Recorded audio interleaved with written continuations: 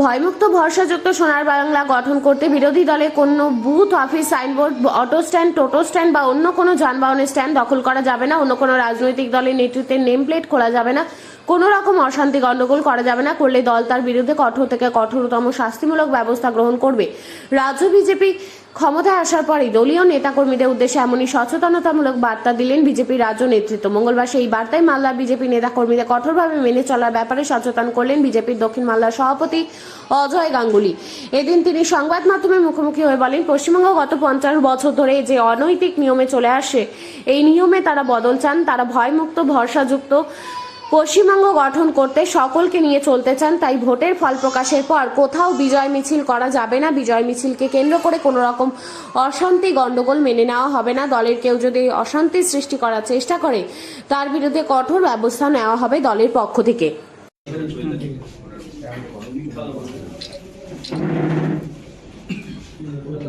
একটু আগাবো।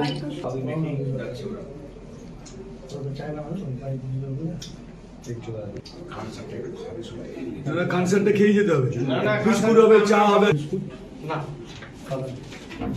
তুমি তো